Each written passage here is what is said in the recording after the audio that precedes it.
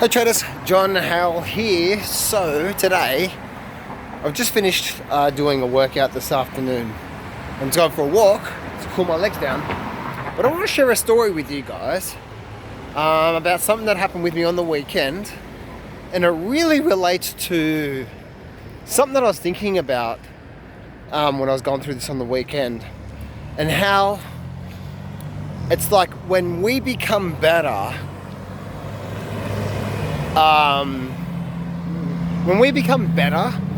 that's when we become better at trading. Now, let me explain what I mean here, right? In order for us to, there's a lot of things in order for us to become what we need to become someone in order for us to achieve a result, right? So, for example, we all do know that the number one characteristic among successful traders is at least 90% of their time, they're disciplined with their approach, right? So we need to become a disciplined person, right? So the more that we can work on our discipline, the more it's going to ripple effect into the markets itself. Now, if we're not a disciplined person at all, right? Meaning we're behind on our bills all the time. We don't clean up. We don't try to take care of ourselves. There's no at least a little bit of discipline in our life. Then that ripple effect goes into the markets, right? And then you're not disciplined in the markets, and then you wonder why you don't get ahead, right? So, there we go. Is that better? Anyway, so that's just one of the things, right? That's just one of the things there for that there. So the reason why I do this here, right, and the reason why I say that is that when we become someone,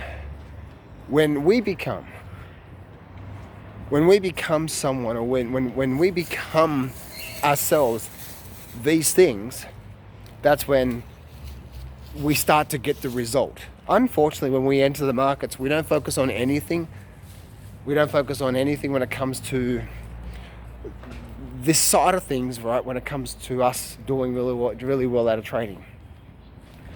And so it's these characteristics, right? These characteristics of who, when we become a lot more disciplined, right?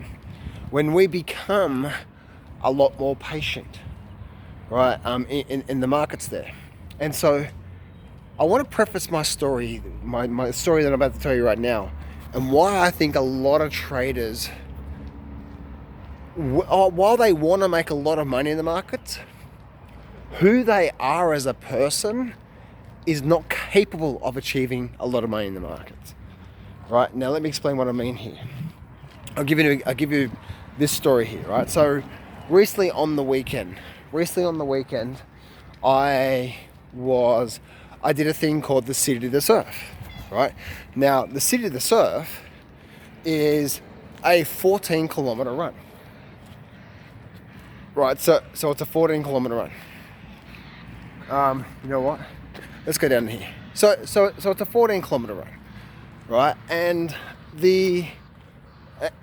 so what ended up happening was I ended up driving into this 14-kilometer run. And I drove in and I parked at the car park, and about 5-10 minutes a walk, and I was at the place where we're going to do the run, right? Now here's the thing though, with this City to the Surf run, it's a 14-kilometer run, and with the 14-kilometer run,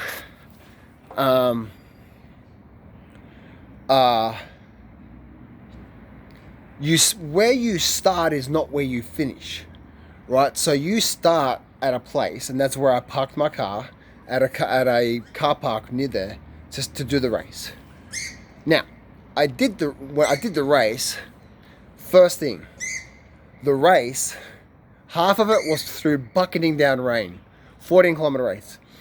I did it in an hour and 20 minutes. Just over an hour and 20 minutes. If you guys are wondering how fast did I do it, an hour and 20 minutes. So I think that's like what, 6-7 Ks or something like that per minute.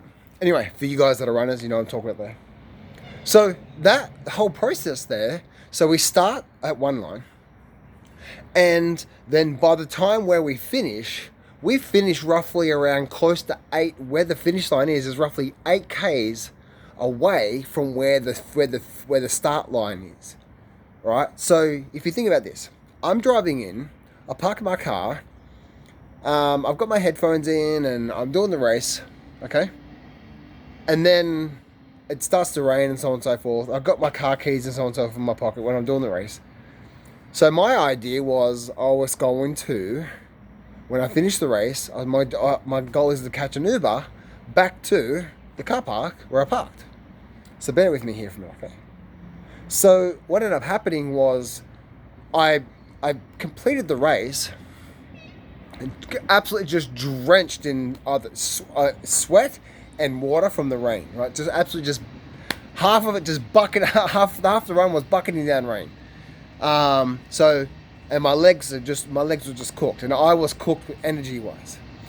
And so here's the thing, after about an hour, of getting my medal and all that sort of stuff, I met up with some people there, right? And then I went to book an Uber, right? So I went to book the Uber, but unfortunately, I had so many things going on in my phone that it drained the life out of my phone.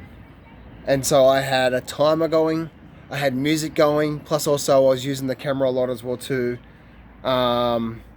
recording it and so on and so forth. So I was using a lot of resources all in one go. So by the time I went to order my Uber, I ordered my Uber, but I only had from memory, the last time I saw it was 7% battery left. Now I got an old phone, right? Meaning that you guys know what happens when it gets older, right? Like it goes from like 20 to 0 in like a matter of a minute. If you guys know what I'm talking about there. So what ended up happening, I ordered the Uber, and while I was waiting for the Uber was about maybe 4 minutes away, and then my phone died. I'm like, okay, cool, well the Uber's still coming, I'm just going to wait for the Uber. And I can still do it because I ordered it. And the Uber didn't turn up. Now I'm not sure if because my phone died, that cancelled it or whatever. My phone died and therefore the Uber didn't turn up. So what I had to do, now bear in mind, right now at this time, it's roughly around 12 o'clock midday. The last time I ate was probably probably at 7 o'clock in the morning. That's when I ate. 7 o'clock in the morning is when I had breakfast, had a good breakfast, and then I went into there. Now meanwhile, I didn't have any money on me, right? I didn't have my cards on me. And I couldn't even use my card on my phone because my phone was dead. And so I had my car keys. I had that sort of stuff, and the Uber didn't turn up. So what I had to do is I had to walk about half an hour to a local train station. Now, thankfully, that when you book into this City to Surf race, and then you book into the City to Surf run, you get the train transport for free that day, because it's part of the thing. So I end up walking about half an hour. Bear in mind, I'm freezing cold, right? Because I've just been running half in the rain. I've only got a singlet on and so on and so forth. I'm getting hungry now, and my energy levels are completely depleted because I haven't eaten anything. From when I ate something was at 7 o'clock in the morning before the race. The race started at 9:30 in the morning. By the time I finished the race, which was 11 o'clock, by the time I got my medal and met up with some guys there that I was running with, it was around 12 o'clock midday. And then they left and so on and so forth. So I end up saying, okay, well, I've got to walk to the actual train station. Right? So I did that, right? So I walked to the train station. And it took about half an hour to get there, and I had to hop on 2 different types of trains to then get back to close to the train station, which is very close to where I started from, where the start was, which is very close to where I parked, right? So it took about two trains there. So that took probably about half an hour worth of trains and so on and so forth going on there. And then I drove back home and, and all that sort of stuff. Now, in the moment, right, I was actually with 2 other people as well too. So we all did this. We all did that, right? We all did the walk, and meaning the walk to the train station and all that sort of stuff. So in the moment, I was saying to them, now they could have easily gotten angry, right? Like, oh my goodness, my phone's died, and because things are not working out well for you, right? You're hungry, you're wet and exhausted, and you're cold, and now you got to walk half an hour to a train station. So what do you do in those moments when things are just not working out well? Do you let your emotions run away with you, and do you then get into this state, right? This state of anger, of I can't believe, and then you run off with that side of things. Right? Do you do that? Or do you say, you know what? I am going to have a bit more, I'm going to have emotional control of this situation. Yes, this is the situation and I don't like it.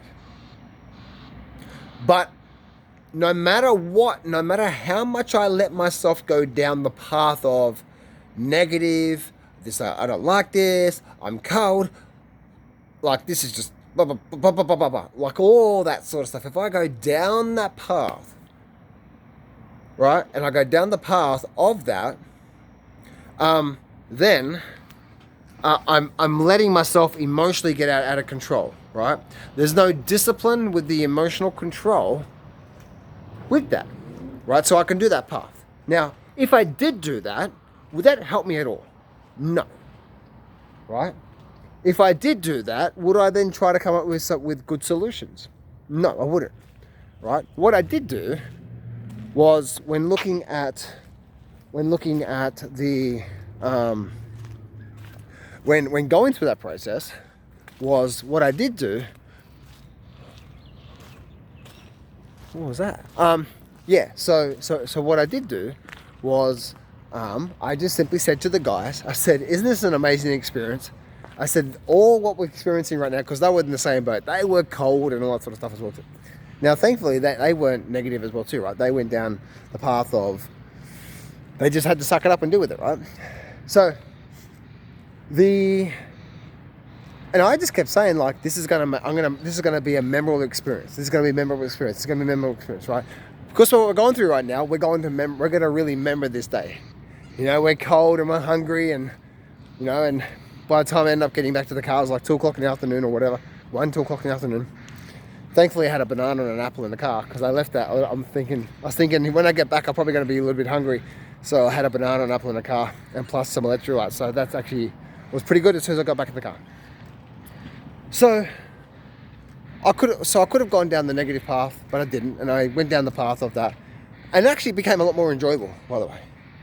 Right? The situation that became bad actually became a good situation. Firstly, I actually got a lot of recovery in, right? I just did a 14-kilometer run, and it wasn't flat. It was up and down. It was up and downhill. So quads are on fire. So I got a good recovery in. And secondly, on the train back there, I met 2 amazing people that I had a good conversation with, because I had the badge on me, right? I had the badge on me, and I had the medal around me, and all that sort of stuff. So they knew I went. They knew I did the run from there. So I went down that path from there, right? So all of this here is about what? Is about staying emotionally controlled through situations that are not ideal in the moment. Because if we don't do that, then we're gonna end up making a really bad mistake. Right? Unfortunately, when we do that in the markets, like for example, when the tariff situation happened this year, what was the emotional, people that were not emotionally controlled, even though there was a lot of fear, which I call noise, a lot of noise out there, what did they do? They let their emotions run away with them. They started getting emotionally out of control.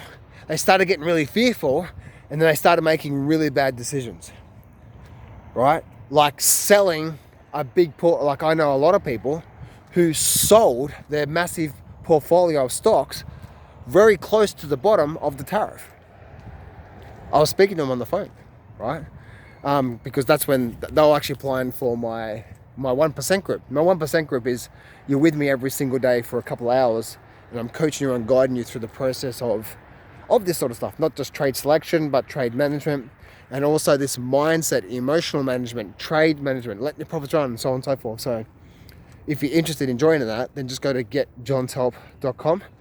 Or if you'd like to learn my actual trading system that I actually use in the market, then if you go to Johns, JOHNS, freetraining.com, johnsfreetraining.com, then I'll teach you for free my actual trading system there. So when it comes down to this here, I started really thinking and started really going down the path of really thinking about, like, once we become someone, right? In order for us to achieve a really good result, say in the market, then we need, as soon as we become that person, we can take that result on, right?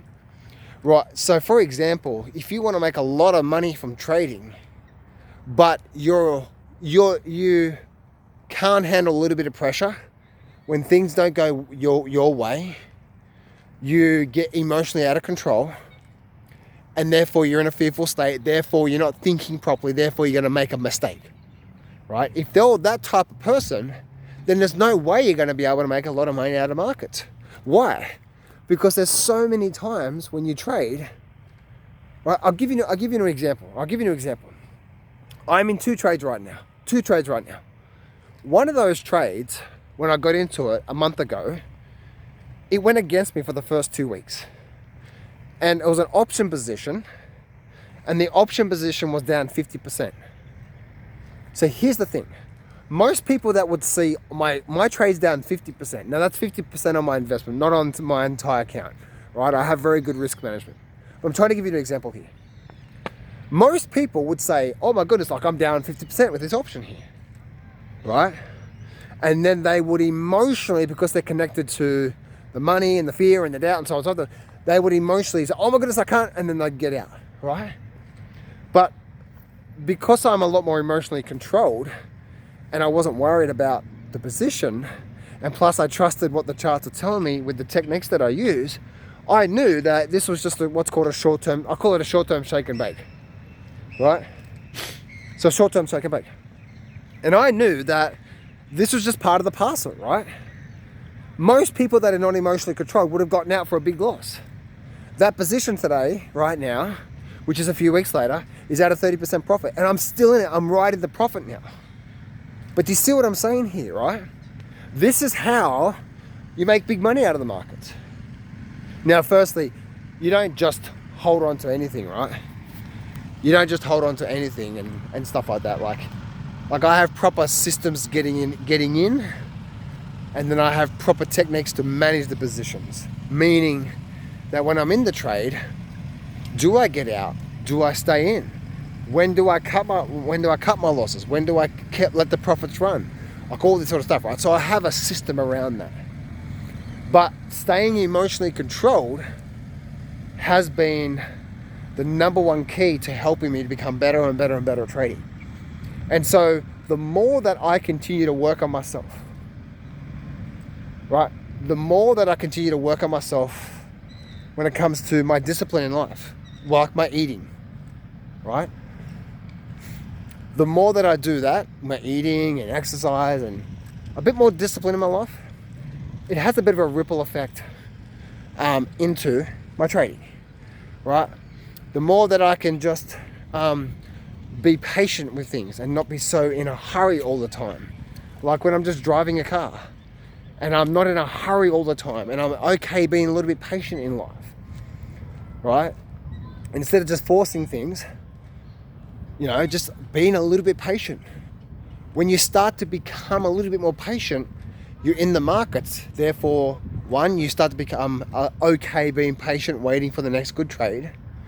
And therefore, and also secondly, when you're in the trade, especially the way that I trade, you're okay being patient and then being in trade for a month or two as this thing accumulates into a big profit, right? Because that's how big profits made, right? Big profits take time. They don't happen in one day. But then also through that, for you guys, once again, for you guys that want to make a lot of money out of trading, what's it going to require when you're in the market? Emotional control, right? Emotional control. And stay emotionally controlled when things are not working out well for you. That's the name of the game.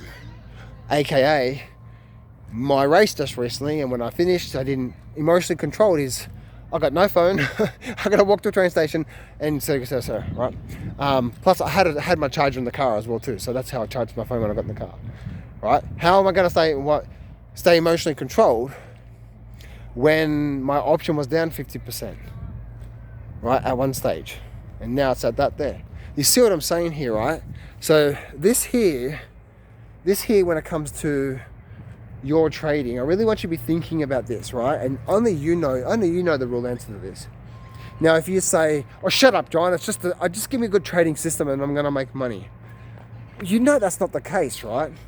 Like I teach you a really good successful system on that training, right? But why is it that a lot of people don't make money out of trading? Because they don't stick to the system. There's no discipline there. There is no patience, meaning they can't handle not being in the markets for a while. And then there's over trading and so on and so forth, right? And so the more that you can be, again, and the thing here that really ran home with me there recently is I was so emotionally calm when things weren't doing well this last weekend for me. But then that has a ripple effect in my trading where a lot of people will be freaking out. And you know yourself, right? Whenever you allow your emotions to run out of control, especially when you're in a trade, that's the worst thing to do, right? Because every single time you're in that state, guess what ends up happening? You end up making the wrong decision, right? And especially when you focus on the fear. Oh, fear of losing money. Oh, I can't handle anymore. I've got to get out. Oh, quick. Right? And then you get out of the position. You get out of the trade. So I hope you guys can see this here. And my whole thing around this here is to sort of show you that if you really want to become good at trading, one, you need a coaching group like mine, the 1% group, to work on these things, all right? Because it does take time. It doesn't happen overnight, but through the months, that's the reason why you're with me for a while, you start to become better and better and better at this because you see me do it. But the more that you can start to become these things, become a little bit more disciplined in life, become a little bit more patient in life, right? Being okay with, you know what, I really feel like pizza tonight, but you know what, I shouldn't. Like, you know what, if I'm really good from now through to Saturday night, I'm gonna be, do you know what I'm saying? Like things like that, right? Like I'm gonna be a bit patient and not just get instant gratification. The more that I can stay emotionally controlled in my own life, because life's gonna hit us, right? And the more that we can just try to stay emotionally controlled, the more that we can control our emotions so we're not getting worked up. In that moment, we're thinking clearly, and in that moment, we make really good decisions. And from that, that's the type of person that is not only going to do really well from trading, but end up going to make a lot of money.